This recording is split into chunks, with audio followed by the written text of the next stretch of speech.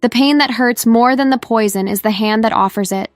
It is the hand of the woman I welcomed into my family, the woman I called daughter for 10 years.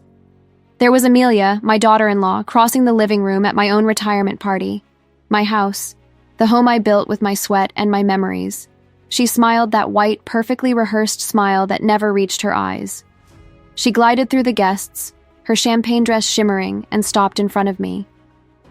But I saw the truth. She was not looking at me like a mother-in-law. She was looking at me like an obstacle, a burden that was taking too long to die. "Clara, dear." Her voice was honey poured over broken glass. "A toast. Just us two. To your golden years." She held out the crystal glass to me. It was cold, but not as cold as the shiver that ran down my spine, that instinct only decades of sacrifice can give you. I looked deep into her eyes, and I saw it. She was not toasting my retirement. She was toasting my grave. She wanted my house. She wanted my legacy. She wanted my life. And for that, she needed me to disappear. For 68 years, I had taken care of others. I had watched. I had learned that true danger doesn't come with a roar. It comes with a smile and a glass of champagne. In that second, it wasn't a logical thought. It was my hidden power, my inner strength refusing to be extinguished. "How sweet, dear," I whispered, and my hands, the same hands that cradled my son, moved. I took her glass and placed the poisoned glass into her hand, but I prefer this one. Pure panic shattered Amelia's mask. It was a flash, but it was enough. She had to drink. She had to swallow her own betrayal. If you have ever been treated like an old piece of furniture in your own home, if you have ever tasted the bitter flavor of disloyalty from the one you loved most, subscribe to this channel now. Because this story is not about how they tried to kill me. It's about how I decided, with my own hands, not to be discarded. This house in Portland, Oregon, is not just bricks and lumber. It is my home. It is the diary of my life with Arthur, my late husband. Every scuff on the oak floor is a memory. Every rose bush in the garden was planted with love. Arthur has been gone for 5 years, and the silence he left behind was deafening. The house, once full of laughter and the sound of my son Mark's footsteps, became empty. Mark was my safe harbor. In the first years after Arthur's death, he was my rock.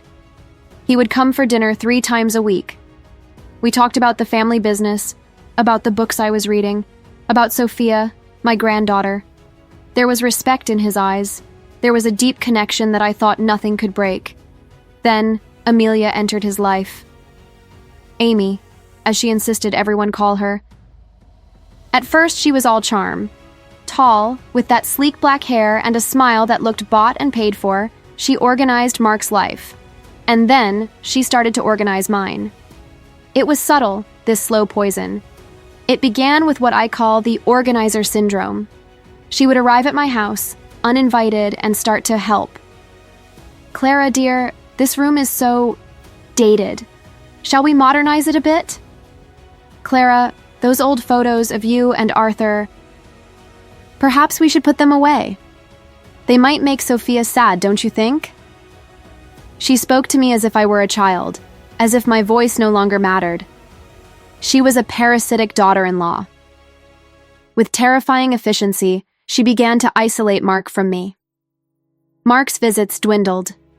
Dinners became rushed. Sunday lunches, always with Amelia present, monitoring every word, answering for him.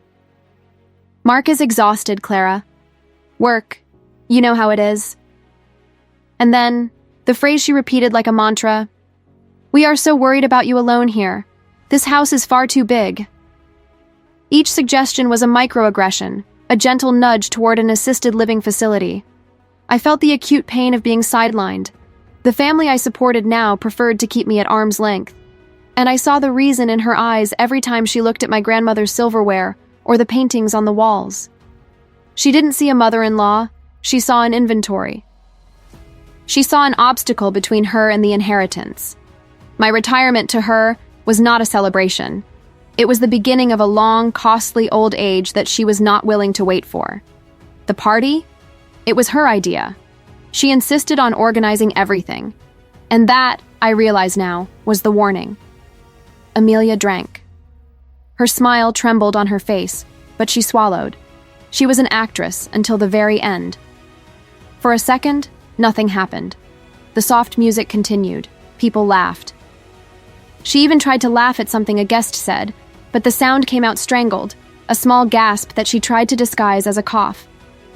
But I didn't look away. I watched her over the rim of my glass. The safe glass. The one she wanted me to drink. I saw the color start to drain from her face, her olive skin turning pale, grayish. Her brown eyes widened, and the panic, the one I saw for a nanosecond during the swap, returned with full force. She raised her hand to her chest, not dramatically, but as a reflex. Then her hand went to her throat, her fingers clutching. "Amy, are you okay?" It was Mark, my son, always the protector, rushing to her side. He placed his hand on her back, rubbing circles, his face a mask of confusion and concern. Amelia tried to speak. I... She looked at me, over Mark's shoulder.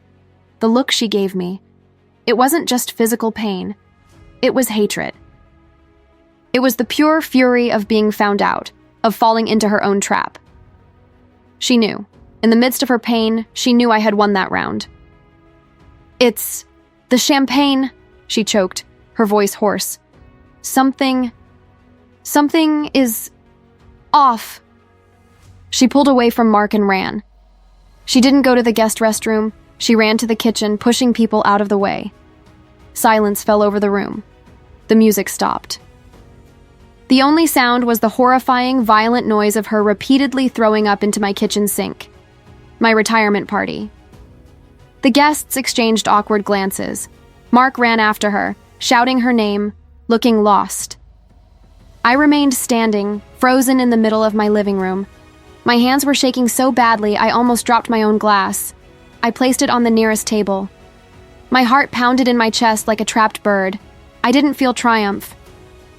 I felt a deep coldness, an icy emptiness that started in my stomach. The house that Arthur and I built with so much love, the place where I raised my son, had just become the setting for a murder attempt. Mine.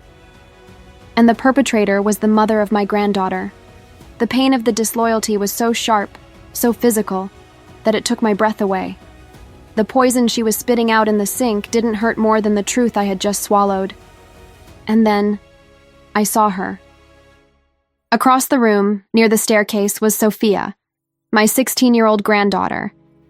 She was pale as a ghost, her blue eyes, my eyes, her father's eyes, fixed on me. She wasn't looking toward the kitchen where her mother was sick. She was looking directly at me. She saw the swap. And on her face, there was something more than shock. There was confirmation. She bit her lower lip, a nervous gesture she's had since she was a child, and shook her head at me, a tiny, almost imperceptible movement. A movement that said, "I know, I saw." The unexpected support. In that moment, the ice around my heart cracked. The solitude of my fight vanished. I was not alone. The party was over. But the battle for my home, my legacy, and my dignity was just beginning. Amelia came out of the kitchen about 10 minutes later. Her face was washed, but it had a sick, grayish-white undertone, her straight black hair clinging to her damp neck. Her expensive champagne dress was crumpled. But the actress was back on stage. She clung to Mark's arm, forcing a weak smile for the few shocked guests who remained. "I apologize, please," she murmured, her voice weak but controlled. "It must have been the shrimp, or a sudden bug. I ruined your party, Clara." She looked at me, and her eyes held no apology. They held a cold fury. She was blaming me for her failure. Mark, my poor son, looked like a ghost. He was pale, rubbing the back of his neck, completely lost in her orbit. "Mom, I'm so sorry about this. We have to go. Amy needs rest. I'm taking her to the urgent care center just to be safe." He guided her toward the door, his hand protectively on her back, and they vanished into the night. Sophia gave me one last look and hurried out. The door closed. The silence in my house was deafening, broken only by the hum of the refrigerator and the sour smell of vomit lingering in the air from the kitchen. The guests left quickly. I was alone. The adrenaline faded and my legs gave way. I sat down on my sofa. Her glass, the glass I should have drunk, was still on the table, untouched. I looked at it. It wasn't an accident. It wasn't a stomach bug. It was an attempt. And God, I knew why. It was the shadow of the inheritance. I was no longer Clara, the mother. I was an obstacle. My retirement didn't mean rest. It meant I was becoming a financial burden. She wanted everything, and she wanted it now. I tasted the metallic flavor of disloyalty in my mouth. I had to move. I had to clean up. I went to the kitchen. The sink was a mess. I put on rubber gloves, my eyes stinging with tears of anger and disgust. The act of cleaning was a way to regain control. As I scrubbed the stainless steel, wiping away the traces of her betrayal, my eyes fell on the trash. I found what I was looking for, a small pharmacy receipt, dated the day before. I picked it up with the gloves and went to Arthur's office. I sat in his worn leather chair. I typed the drug name into the computer. The truth revealed exploded on the screen. It was the type of substance that would cause a sudden cardiac event in an elderly woman, simulating a natural death. And then I remembered the nanny cam she had installed months ago. For your safety, Clara. The irony was sickening. Her tool of control. Perhaps it was my salvation. I wasn't stupid. I was a woman with inner strength who refused to be treated as incapable. I had the receipt and I had the video. The hidden power of observation and technology were uniting. The nanny cam. The irony was so sickening it made me smile, a humorless smile. The tool Amelia installed to monitor me, to prove to Mark how incapable and forgetful I was becoming, would be her downfall. I grabbed my tablet. I typed in the only password she would use, our Wi-Fi password. Access granted. I looked for the recordings option. I scrolled back to 5 p.m., 2 hours before the party began. My heart pounded in my chest. I hit play. The room was empty. I fast-forwarded. Amelia came onto the screen, alone. I watched her open her expensive handbag. She took something out, a small, dark glass vial. My breath caught in my chest.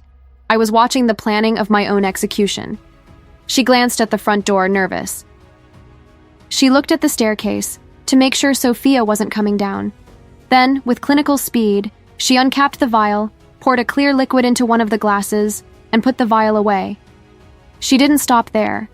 She grabbed one of the silver cocktail stirrers and mixed only that one drink. The poisoned glass on the right, the clean glass on the left. The truth revealed was right there, in high definition. I watched it again, and again. The blood ran cold in my veins. I had the pharmacy receipt and the name of the poison, and now I had the video, the unexpected proof. Anger gave way to a cold calculation. I am not a victim. I am a strategist. I recorded the video playing on the tablet with my cell phone. I managed to download the original file from the cloud. I saved it on a flash drive that I kept in Arthur's office. I placed the pharmacy receipt inside a plastic bag. I went to the coffee table, her glass, the remnants of the champagne, and the poison. With gloves on, I carefully poured the liquid into a clean glass jar. I closed the lid tightly. I washed the glass and the silver stirrer she used, dried them, and put them back in place. No evidence left behind, except the evidence I controlled, the glass jar, the receipt, the flash drive, all secured in Arthur's old safe. She wanted to erase my legacy. I would use the tools of my legacy to protect myself. But the doubt was about my son. I needed poetic justice. I needed strategic guidance from an ally. The night was long. I didn't sleep. I sat in Arthur's armchair, the safe now locked, the silence of the house feeling like an ally. The sleepless night wasn't one of fear. It was one of clarity. I reviewed decades of sacrifices. I would not be the victim. I would be the strategist. At dawn, I made my decision. I needed Leonard Goldstein. Leonard, or Lenny as Arthur called him, was my husband's law partner for 30 years. I called his personal number at 7:02 a.m. "Lenny," I said, my voice steady. "It's Clara. I need to see you, today, in Arthur's archives room." Within an hour, I was downtown Portland. Leonard's office awaited me with 2 steaming cups of tea. He listened to me, treating me with the dignity my own family had denied me, and I told him everything. I didn't cry. I spoke with cold composure, detailing the microaggressions, the organizer syndrome, the way Amelia isolated Mark from me. And then, I told him about the party, about the shiver down my neck, about the glass swap, and about the pharmacy receipt. Leonard listened. When I finished, he took off his glasses and rubbed the bridge of his nose. "Clara, this is a monstrous accusation." I nodded. "I know what it sounds like, Lenny. That's why I brought this." I placed the flash drive on his polished mahogany desk. She installed a nanny cam to watch me, to prove I was incapable. Leonard connected the drive to his laptop. I watched his face. I saw his kind eyes turn to steel. He saw the vial. He saw the tampering. He pressed pause and looked at me. "My God, Clara, she attempted it. This is attempted murder." "I know," I said, my voice low, "and I'm not going to the police." I cut him off, my inner strength emerging. "No, what hurts is not the poison, Lenny. What hurts is the disloyalty. I want my house back. I want my autonomy. I want her out of my life, out of Sophia's life, forever. I don't want the legal justice that destroys everything. I want the poetic justice. I want to use the evidence not to imprison her, but to remove her." Leonard pondered for a long minute. He put his glasses back on. "A powerful silence," he murmured. "It's a high-risk strategy, Clara, but it's legal. It's using leverage." He straightened up. "Okay, this is the plan. We will summon an emergency family meeting, here, in this office. She will come." "And then?" I asked. "And then," Leonard said, "I will present the options.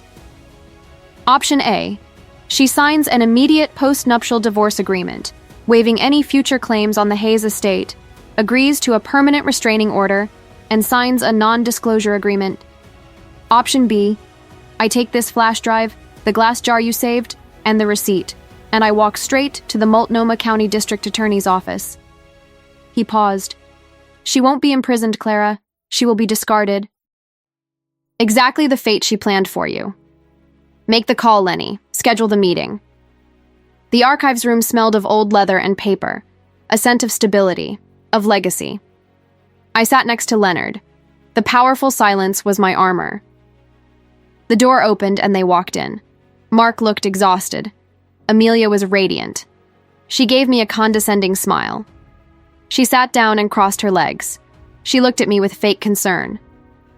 I told Mark it was time we discussed more.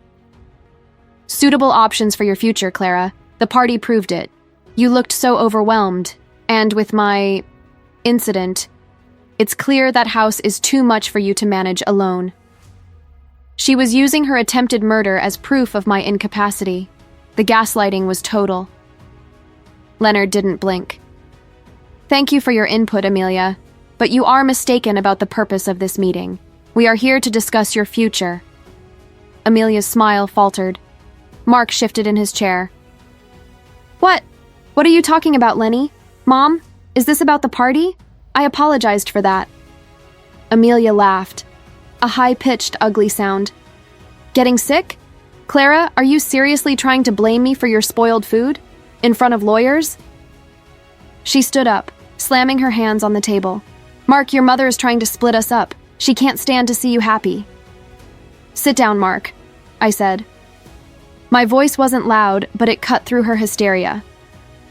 The feminine authority in my tone surprised him, and he slowly sat back down. I looked at Amelia. "You treated me like a burden. You thought I was incapable. You thought I wouldn't notice what you did in the kitchen, 2 hours before the party." The blood drained from her face. I I don't know what you're talking about. You're crazy. Leonard slid a single document across the table. Amelia, we are here to discuss your only two options. Option A is a postnuptial divorce agreement and a restraining order. The room exploded. Divorce! Mark jumped out of his chair. Amelia's mask cracked. She stood up. You're senile. You're trying to break us up. She turned to Leonard. This is defamation. We're going to sue her for harassment and elder abuse. Amelia, Leonard interrupted calmly, before you dig yourself deeper, I strongly suggest you read option B. She lowered her eyes to the paper. Option B, the Multnomah County District Attorney's Office, with all the evidence of attempted homicide. Amelia froze. The silence in the room was heavy. Mom? Mark whispered, the horror finally starting to pierce his denial. District Attorney? What the hell is he talking about? District Attorney, Mark whispered, the word catching in his throat. Horror was starting to consume his face. Amelia saw her opening. Mark, look at her. She's delusional. She's making up lies to break us up.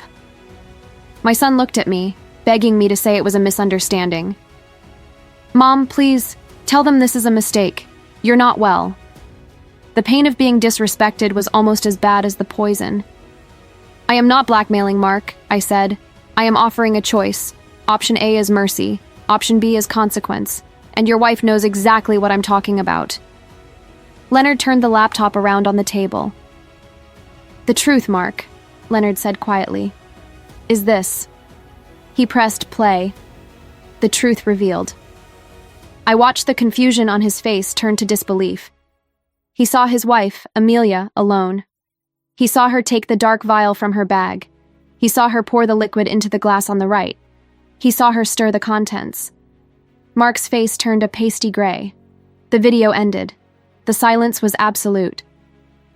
Amelia tried to laugh. It was a terrible sound. This is ridiculous. It's a deep fake. It's edited. Mark, you can't believe this. She's a crazy, vindictive old woman. She's trying to frame me. It was the forced choice, and Mark was paralyzed, and it was at that moment that Leonard calmly pressed a button on his intercom.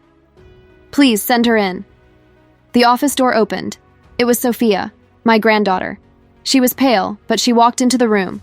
Her presence was a bomb. Amelia let out a shriek of panic. Sophia, what are you doing here? You've poisoned her against me. Sophia ignored her mother. She walked up to her father. She placed her hand on his shoulder. Dad. Her voice trembled, but it didn't break. Mark looked at her. Sophia. What? It's true, Dad, she whispered. I saw it. Amelia lunged forward. You didn't see anything. You're confused. No, Sophia screamed, and the strength in her voice shocked everyone. I saw it. I was near the stairs, Mom. I saw you put something in Grandma's drink, and when Grandma swapped the glasses, I saw your face. You looked like you were going to die, and when you got sick in the kitchen, I understood. The unexpected support. My granddaughter, who had always been quiet, was standing there. Her feminine authority, still young, was challenging her mother's lie. Mark looked at the video. He looked at his daughter, and then, finally, he looked at his wife. The denial broke. What remained was abject horror. Amy, he whispered, his voice shattered. What did you do? What hurt was not the lost money, but the disloyalty. He saw the betrayal for what it truly was. Mark collapsed back into the chair. He just buried his face in his hands. The pain of the disloyalty, the betrayal he had refused to see, finally hit him. It was the broken emotional connection. Sophia rushed to his side, hugging him. Dad, she tried to keep us away from Grandma. She always did that, she whispered. Her unexpected support was crucial. Amelia was at the breaking point, her control completely unraveled. She turned on me, her eyes bloodshot. You're a sick, vindictive old woman, Clara. It's all your fault. Yours. Why don't you just die and let me have what's mine? That money is for us." Her scream was pure greed. Leonard, my ally, intervened. "Amelia, I suggest you stop talking. Every word you utter is a confession." The preliminary lab report on the liquid Clara saved confirms the presence of a potent cardiac depressant.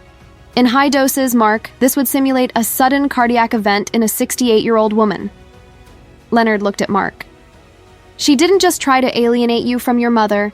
She tried to ensure you inherited her estate while still legally married to her, so she could control it." Mark groaned. He looked at his wife, his eyes filled with disgust and pain. "You did this. For money? For this house?" Amelia stopped pretending. She adjusted the watch on her wrist. "Mark, I'm your wife. And if I had to wait another 10 years for that old woman? Look at her. She's just a memory."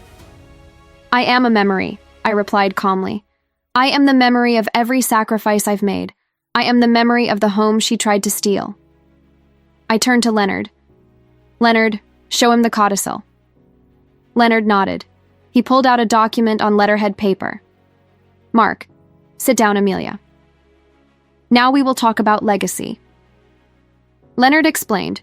The codicil stipulated that if there was any attempt at financial, physical, or psychological dispossession of Clara, Mark and Amelia would be immediately removed from the trust's administration, and the property would be transferred to a foundation, with Sophia as the sole direct beneficiary upon turning 25. Leonard placed a small audio device on the table. "Arthur didn't trust Amelia, Mark. He saw what she was doing, isolating you." Arthur's familiar deep voice filled the room. "If you are hearing this, Clara is in danger. Or you are in danger, my son. Amelia is a parasite who only sees figures. If she has attempted something, Mark, remember, your mother's life, her home, is worth more than any wealth. Choose your mother, choose your daughter, or you will lose everything." The sound of Arthur's voice completely broke Mark. He looked at the floor. Amelia, however, saw a new threat. "You can't take me out of the trust. I am Mark's wife. It's his inheritance." She turned to her husband, desperate. "Mark, tell them you'll protect me, that you'll sue this old woman." "Mark, what hurts is not the lost money, but the disloyalty," I said. "You need to choose the respect and dignity of your family." The feminine authority was mine now. The sound of Arthur's voice shattered Amelia's control and Mark's denial. My son was in shock, confronted with the truth of his blindness. Mark was on the edge, needing a moral anchor outside of our vicious cycle. It was then that the second ally, the strategic reinforcement, entered the room. The door opened, and a robust woman, about 60 years old, with curly brown hair and a firm gaze, walked in. It was Margaret Hayes, my neighbor and confidant for 40 years. She was not a lawyer, but she was the moral key and a game changer. I had called her that morning. "Mark," Margaret said, her voice warm, but with a weight of feminine authority. "You and Amelia were too busy to notice, but your mother hasn't been well for months, and not because of old age, because of isolation." Mark looked at the neighbor, confused. "Margaret? What?" Leonard, my legal ally, gestured toward Margaret. "Margaret is a witness, Mark. She is not being paid. She is here for dignity and friendship." Margaret opened a small, leather-bound notebook, her diary. "I was worried, Clara. Ever since you lost Arthur and Amelia started smothering you, I started recording. I call it the observation log." She began to read, and the room grew tense. March 12th. Amy was shouting at Clara on the phone. I heard it through the window. Amy said the house was worth more dead than alive on the market. Clara was crying. April 5th. Amy came over here and tried to convince me to tell Mark that Clara was confused and needed a nursing home. She told me she would give me my crystal chandelier if I helped her institutionalize Clara. She tried to bribe me. I refused. June 1st. I saw Amelia entering the house through the back door while Clara was at therapy. She was rummaging through Arthur's office. Mark stared at his neighbor. Margaret's words painted a clear and devastating picture. Amelia was a calculating predator, and the family was her witness. Amelia was hysterical. She tried to turn against Margaret. "You're a liar! You've always been jealous of my marriage. You're the gossiping old woman in the neighborhood. Margaret remained calm. I am a mother, Amelia, and I saw what you were doing to my friend. I saw you try to discard her and treat her as incapable. Leonard waited for the silence to return. He picked up the diary. Mark, look at the table. Here is the video. Here is your father's codicil. And here is the documentation of your wife's microaggressions and bribery attempts. Your wife wasn't just unhappy, Mark. She was actively planning your widowhood. Mark finally looked at his wife. The look of respect was gone, replaced by a cold revulsion. His denial had died. It's over, Amelia, he said. You tried to kill my mother and used my daughter as your witness. You are no longer my wife. Amelia, seeing her control slip, tried to play the victim. You're abandoning me. After all the sacrifices, you're discarding me because of a resentful old woman. Her emotional connection with Mark was completely broken. The hidden power of truth, sustained by the testimony of a loyal friend, was stronger than Amelia's betrayal and lies. Amelia was collapsing. Her theatrical crying, the desperate attempt to play the victim, no longer worked. Mark's shield had fallen. She stood up from the chair, her face a distorted mask of panic and fury, and looked at me. This was the second clash, the elevated conflict, the final attempt at silencing. You won't get away with this, you selfish old woman, she screamed, her voice shrill. I have rights. You don't have the right to discard me. I know about Arthur's secrets. I know your family's legacy has more stains than you admit. You think you're the only one with hidden power? Leonard intervened sharply. What are you saying, Amelia? This is not relevant to the attempted murder and fraud we are discussing. You are in violation of your non-disclosure clause. It is relevant, she bellowed. If you drag me to the police, I'll tell everything. I'll expose the truth revealed about Arthur's history and the inheritance. I'll ensure the Hayes name is stained. No one will have the legacy. If I go down, we all go down together. Mark finally reacted, but not to help her. He looked at Amelia with disgust. You were willing to poison my mother, and now you're threatening me with my father's secrets? You are a monster. The pain of disloyalty in his voice was the catharsis I needed. I stood up. My emerald green dress seemed to shimmer. I walked to the center of the table. You think you're threatening me, Amelia? Do you think the possibility of a scandal frightens me more than the fear of being discarded by my own family? I leaned across Leonard's desk, silent empowerment being my only weapon. If you bring up Arthur's secrets, you guarantee that Mark inherits nothing, exactly as the codicil provides. You destroy Sophia's future, and you still go to jail for attempted murder, because the video and the lab report are irrefutable criminal evidence. You ensure that betrayal is the only thing the Hayes name will be remembered for. Leonard took the lead. Amelia, this is your last chance to choose option A. Immediate divorce, no litigation, no money, no contact, in exchange for my silence regarding this criminal material. You stand up and rebuild your life in silence, or I call the district attorney. He picked up the phone and placed it on the table. Amelia's face went white. The fear of losing status, of being discarded, was greater than the fury. She looked at Mark, but he had his back to her, hugging his daughter. She was alone. She had failed. The turning point was here. She shook her head, a slow, defeated movement. I'll sign your divorce. I want to leave. She succumbed to feminine authority and legal strategy. Poetic justice was about to be served. The predator would be discarded. Silence was the only response to Amelia's hysteria. She looked at Leonard's phone, then at Mark, who would not look back. Her fury transformed into pragmatic desperation. The turning point had arrived. She realized that the fear of being discarded, the very fear she tried to inflict on me, was now her only reality, but in a legal and irreversible form. I sign, Amelia said, her voice broken. I sign option A. I want to leave. Mark remained embracing Sophia. He turned to Amelia, but the distance between them was now an abyss. Leonard slid a voluminous folder across the table. Mark, Do you need a minute with Amelia? Mark shook his head. No, I saw what I needed to see. My mother, my father, my daughter, all had the same truth revealed. I am guilty of blindness, but I am not an accomplice to the crime. He looked at Amelia. Sign it. I want you out of my life and out of my mother's life. Amelia read the documents quickly. Waiver of claim over the Hayes estate, permanent restraining order, and the non-disclosure agreement, NDA. She watched her life of luxury and social status crumble on letterhead paper. The counterattack plan was not complex, but it had a poetic cruelty. Her poison was slow, the forced divorce would be immediate. The goal was not revenge, it was the reconquest of autonomy and the protection of the legacy. Clara stood up.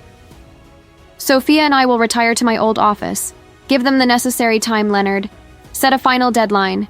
If she doesn't sign in 10 minutes, you call the district attorney. 9 minutes later, Leonard opened the door. It is done, Clara. She signed all the documents. She claims nothing from the estate and agrees to move out of the property she shares with Mark by the end of the week. Mark walked in behind him. He walked up to me and knelt in front of me. He was in tears. Mom! I am so sorry. I was blind. You are the only one left. He held my hands and kissed them. It was respect reconquered. Mark stood up and, with a final look of revulsion at the door, took the expensive watch that Amelia had left on the table, the same one she adjusted when she lied, and threw it into Leonard's waste bin. It was an act of courage, a strategic move that symbolized the cutting of the cord. He was breaking her control. Leonard concluded, Clara, you have recovered your autonomy. The poetic justice has been served. Amelia will be discarded in silence. Your home is safe. Mark stood up. The son I had lost to gaslighting was back, and he had chosen dignity and legacy. Amelia saw the final defeat in his eyes. The fear of being discarded made her completely lose control. She rose from the chair.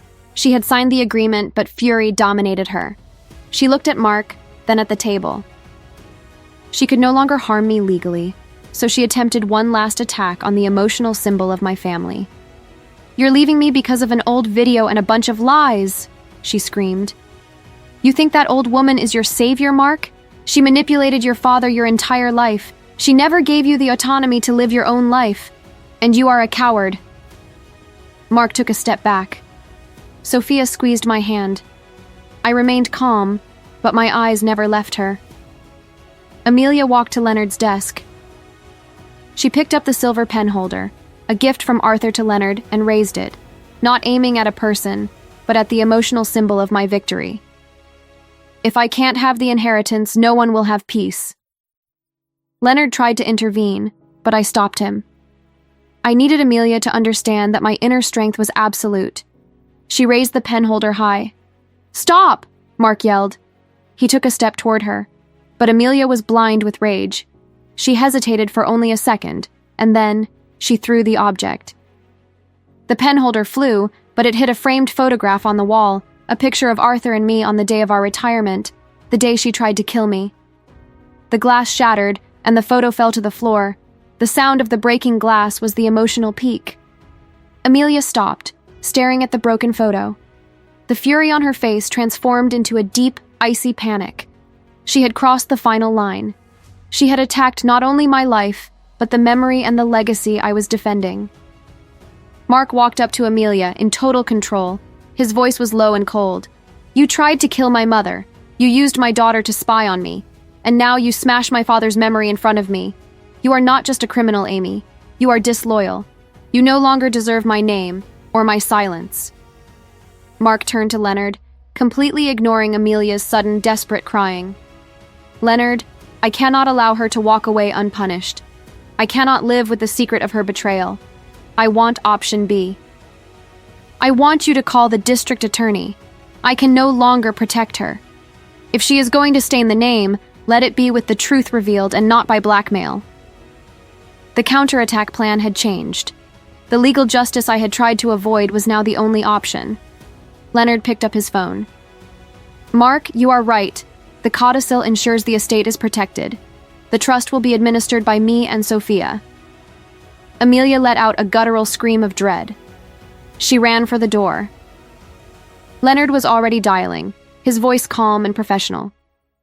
I have a documented attempted murder. Victim, Clara Hayes. Antagonist, Amelia Vance Hayes. We have video, lab report, and witnesses. Yes, I have the sealed digital and physical evidence. The sound of Leonard's voice, the authority of the state being invoked, broke Amelia. She stopped at the door, looking like the image of defeat and despair. She looked back at the son she lost, the granddaughter she betrayed, and the mother-in-law she underestimated. I did not say a word. I just breathed. My dignity had won. The immediate consequence was hers. In the days that followed, the home Amelia had tried to slowly poison with disrespect was cleansed. The immediate consequence of the climax unfolded in silence. Mark, now free from blindness and control, spent the day with Sophia, absorbing the truth revealed. Amelia was arrested that same afternoon. There was no spectacle. She was escorted from Leonard Goldstein's office by 2 detectives. Leonard, the strategic ally, ensured all paperwork was handled with the utmost discretion. The legal justice secured the safety and integrity of the Hayes family legacy. The silence that was once the loneliness of widowhood was now the peace of dignity reconquered. Mark and Sophia came to live with me, temporarily. Mark filed for divorce the next morning, citing her criminal conduct. Her betrayal was the marriage's death certificate. Amelia's actions carried severe consequences. Arrest for attempted murder. The nanny cam video, the forensic report, the neighbor's diary, and Sophia's testimony formed an undeniable dossier. There was no room for gaslighting or blackmail. She lost what she feared most: social status and freedom. The greatest resolution took place in Mark's heart. He spent days absorbing the pain, but respect for me was restored. I am so ashamed, Mom. You are the only one left. I comforted him, reminding him that loss and real wounds can persist, but recovery and a new beginning were possible. Sophia, my granddaughter, blossomed. The weight of being a witness to her mother's malice freed her from fear. She saw the inner strength of a grandmother who refused to be a victim. Leonard Goldstein confirmed that the codicil protected the house and assets. Mark would be the trust administrator with strict supervision from Leonard, until Sophia reached the age of majority to become co-administrator. The house was safe. The home would not be divided or sold. I performed a symbolic gesture. On the day Mark and Sophia moved back in, I uninstalled Amelia's nanny cam. In its place, I reframed the broken photograph of Arthur and me. The glass was replaced, but the crack in the paper remained as a reminder. Dignity had won, but betrayal left its mark. The feminine authority was restored. 3 months passed. Spring arrived in Portland, and Arthur's rose bushes, which Amelia wanted to cut down, bloomed with a strength that seemed to defy winter. My retirement, which began with betrayal, now meant true autonomy. Mark and Sophia found a new, smaller apartment, but closer to me. The home I had reconquered was mine again, filled with peace, and no longer the fear of being discarded. Mark visits me almost every day, but now he walks through the door with respect in his eyes. He laughs. He finally saw that, without my sacrifices, none of this would have been possible. Amelia is in jail, awaiting trial. There was no miraculous revenge. There was the plausible legal consequence of her choices. She lost what she most feared losing: status and freedom. Her story is a silent warning about greed. I learned that the poison of disloyalty hurts more than any physical attack. But I also learned that the wisdom of experience is not old age. It is hidden power.